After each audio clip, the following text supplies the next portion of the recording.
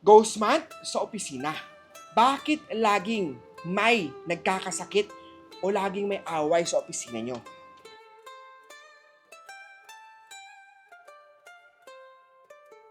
May multo nga ba sa office nyo?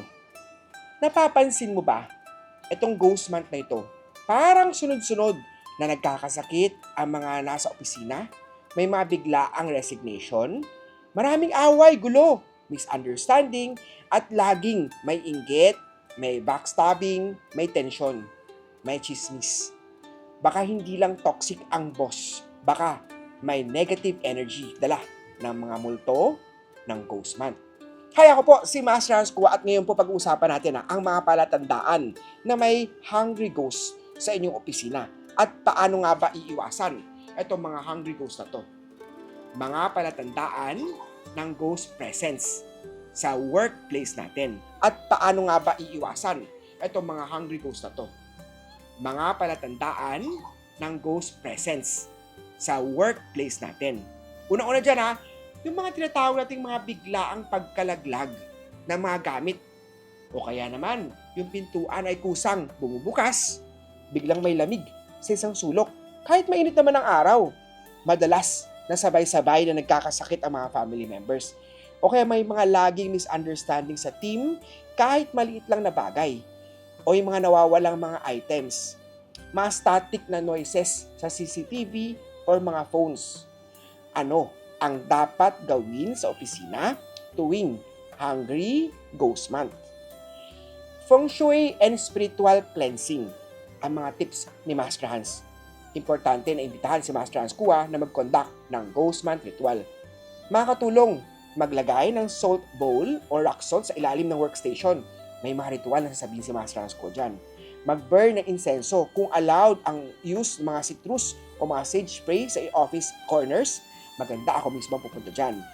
Makakatulong ang maglagay ng mga crystal kagaya ng mga black obsidian, pyrite sa office table. Bili niyan sa Lucky Charm store ko. Huwag hayaan madilim ang storage room o mga CR area. Dapat laging maliwanag ang buong opisina.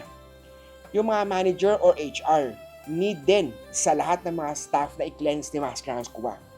Kung ikaw ay team leader, manager, may-ari ng negosyo, ngayong Hungry Ghost Month, responsibilidad mong proteksyonan ang office energy.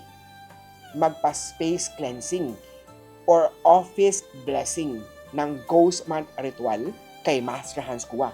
Huwag nating hayaan sirain ng trabaho at relasyon ang mga spiritong hindi mo nakikita.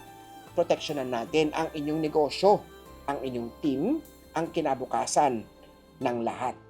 Hi, ako po si Master Hans Kua.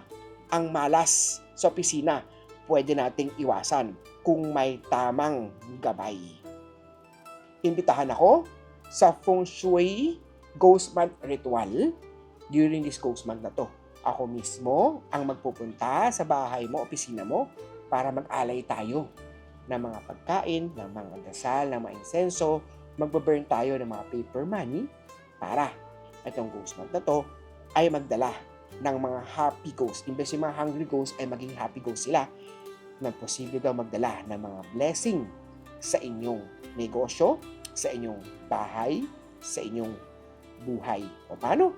Message lang po ako sa 0922-829-0382. PM lang po sa video na to. At kita-kita tayo sa next Feng Shui video with Master Hans